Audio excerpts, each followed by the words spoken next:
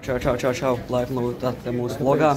Mēs šobrīd esam LNK sporta parkā. Mēs parādīsim bišķi, kā attīstās iekšā un arī no mača. Kur sastāvēja no vairākiem zemes gabaliem, un tad pamazām nopērk vienu, otru, sapirkt to zemes gabalus kopā, un tad nonāca pie tā, ko šeit grib būvēt. Un tas bija sporta bāzes, sporta laukumi. Bet, lai arī sāktu to būvniecību, sapratu to, ka grunts pilnīgi nederēja, jo sporta laukumiem, kas ir ļoti svarīgi, lai ir trenāži, kad ir laukumiem, lai tas ūdens smuki iet projām. Atcerās, un sākumā nebija šo tribīnu lielo, kas ar jumbriem bija tāds parasts tāds līdzīgs, kā šur tāds stāvēt tipu tribīns. Stāvīgs, bet, jo sākumā bija tāds vienkāršāk ar vēl mofbus, vai tāds, un, protams, apetīti auga ēdot. Un tad... Lai tev vairāk kā dzīvo, lai vairāk cilvēki rātu. Vispār, zinām, mēs to taisi nav tā, ka mēs to patīkam, bet ir iespēja šeit atnākt.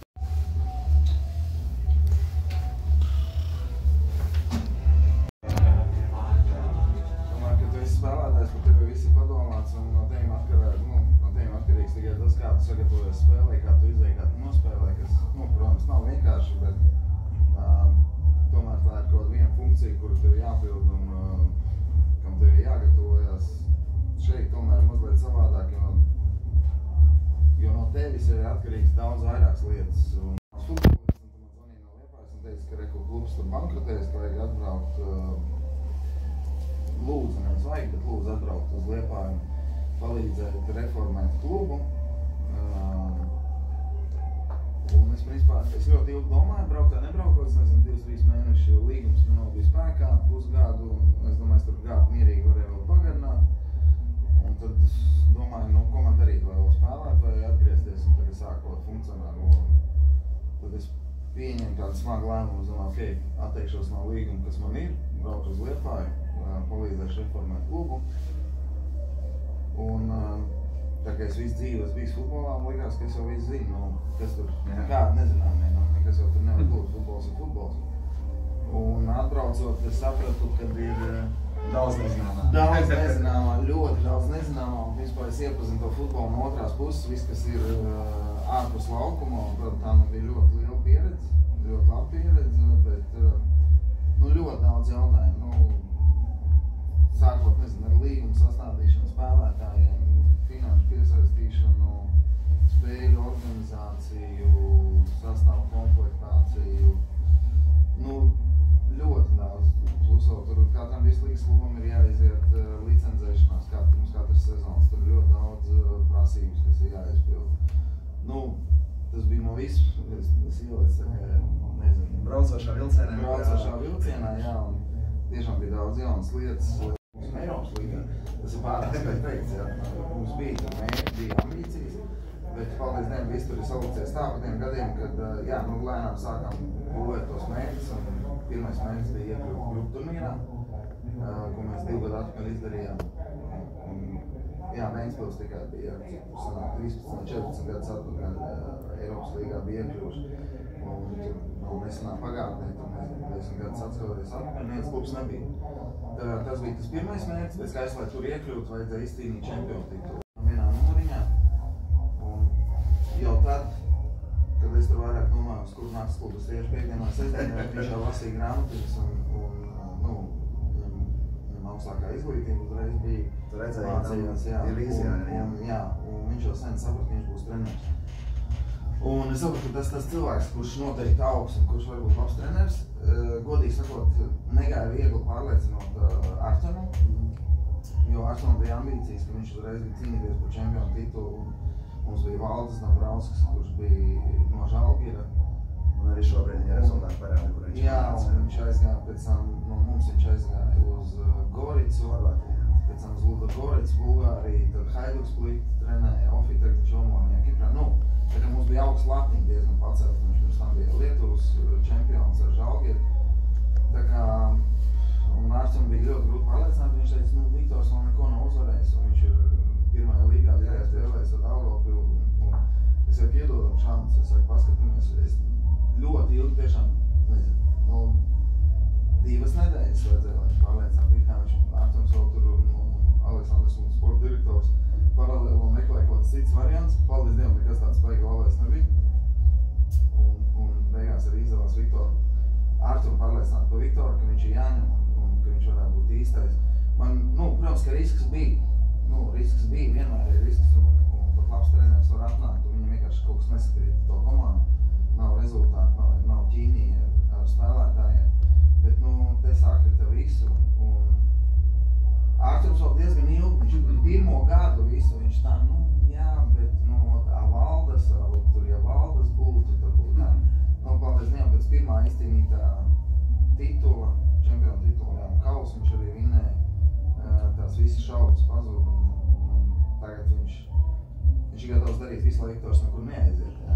Skaidrs, ka viņš ir top treneris un Latvijas līmenī, un pa viņu jau ir interese no ārzemju klubiem. Mēs ļoti ceram, ka izdosies viņu noturēt uz nākamo gadu, jo tā ķīmija ir izveidosies tik labi, iestrādājusies, ka ļoti negribētos kaut ko mainīt, jo es uzskatu, ka šai komandai vēl ir iekšā nākamgad rādīt labus rezultātus, ja mēs visu kodolu saglabājam, un tad mēs paliek. Čempiona tituls jau ir izcīnīts, tā kā ļoti liels iespējas pacīnīties atkal pa konferenču līgu vai Eiropas līgu, tā kā es ļoti ceru, ka viņš vēl nākamgad paliks pie mums, un mēs spēsim vēl tos labos rezultātus rādīt. Izmaiņas ir katru gadu vienalga, vai labi, vai slikta sezona ir bijusi, jā, tā kā, lai arī tu noturētu to līmeni, ja tu atcās to pašu sastāvu, tu zini, ka tev tas nestrādās, ka tev ir vajadzīgi kaut kāds jauns asins, jauns emocijas sastāvā. Tu nevar palikt ar to pašu sastāvu, ir vajadzīgi jauniņi, ir vajadzīgi kaut kādi jauni spēlētāji, kuriem tas ir jauns izaicinājums un kuri ar to savu gribēšanu laukumā grib pierādīt, ka viņš šeit var spēlēt un ir piederīgi šeit, tā kā jaunās asins būs. Es teiktu, ka 20% aizies laikam, vai būs izmaiņas, jā.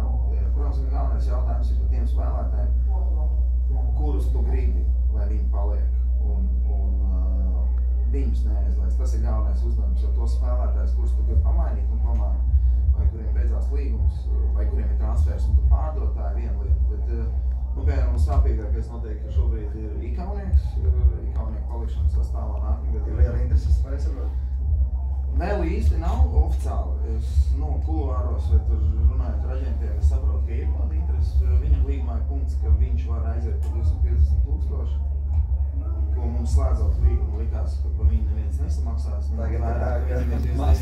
Viņš šogad ir iedevis tādu sezonu, kad es pieļauju, kad atradīsies klubs, kas varētu samaksāt to transferu. Viņš noteikti ir viens no tādiem sāpīgākiem spēlētājiem, ko šobrīd mēs nesaprotam, viņš paliks vai ne. Emersons aiziet, arī tas ir sāpīgs moments, jo viņš bijis 5 gadus šeit un viens no labākajiem spēlētājiem un līgumiem, bet, diemžēl, līgums beidzās un neizdevās vienoties par pagarināšanu. Tie ir tādi sāpīgākie zaudējumi šobrīd. Droši vēl kāds jautājums.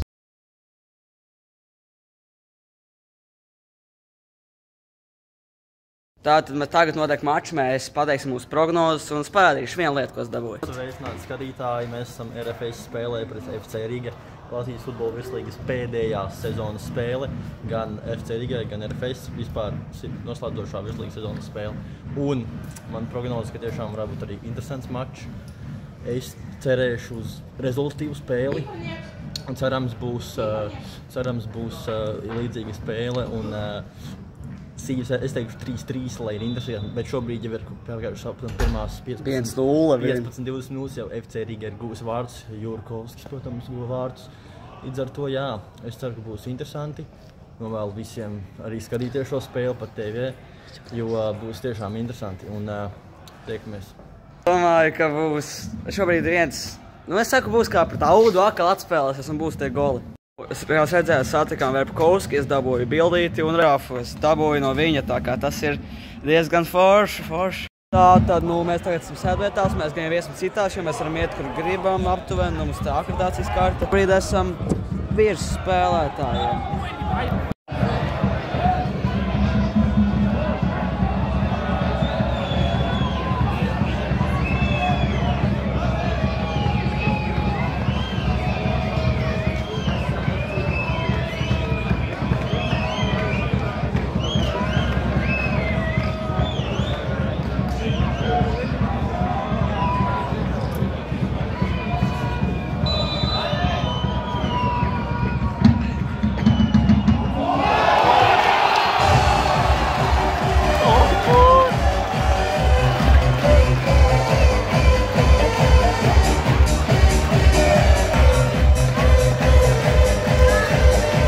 Tagad puslaiks ir 1-1. Ļoti mūsu gols iegriezts Devenē. Kā būs rezultāts pēc šitā? Jā, manuprāt, tiešām smūgs gols no Frīķa, RFS izlīdzināja 1-1. Manuprāt, otrais puslaiks arī vajadzētu būt ļoti interesantam puslaikam. Es ceru, ka būs vēl goli no abām komandām. Tiešām varētu būt kāds 2-2, 3-3 tiešām. Tā kā es ceru, ka būs interesanta spēle, daudz momentu un turpinām skatīties šo spēli. Tieši tā, turpinām skatīties, turpinām sekot rezultātiem, viss būs, video vēl būs, tā kā skatāmies. Судья, дай тоже 5. Дай не брать. Если ты я не буду ее мыть. Ну так это РФК.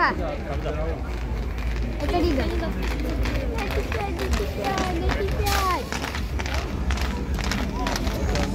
О, мне плохо.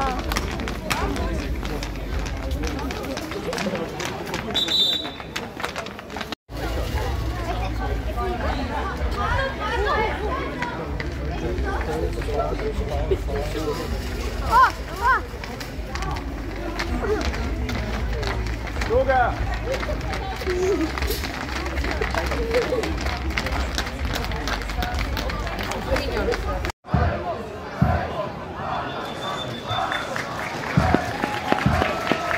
Spēles 71 minūtes spēlētāja maiņas RFS. Un laukumās aizspēlētājs numur 77. Vārta autors Lukas Lagādze. Vietā laukumā dodas spēlētājs numur 27. Adam Marfiev. Kā arī laukumās aizspēlētājs numur 24. Mikaz Nagasava. Un laukumā devies spēlētājs numur 9. Jānis Ikaunievs.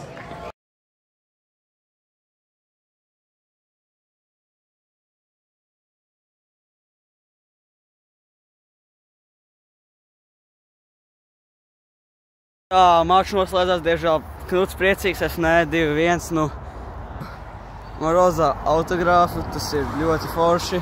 Un kā tev patīk šis mačs? Jā, mačs bija tiešām interesants. Nu, kā nekā tomēr šodien ir augsts arī ārā, bija ļoti augsts, bet katrā ziņā bija kaut cik labs mačs. Arī pašā izskaņā kompensācijas laikā tomēr FC Rigai izdevās realizēt pendeli. Un viņi uzvarēja 2-1, bet nekas, šī bija ļoti interesanta, tā kā sazinoša laba pēdējā virslīgas spēle, pēdējā kārta. Un apsveicu visus ar sezonas noslēgumu un tiekamies citos video. Es teiktu, man Šteibaru vajadzēja vārtos un lielajā pendeli atsargāt, būtu vietas, bet RFS tāpat čempioni. Paldies, tas arī būs viss.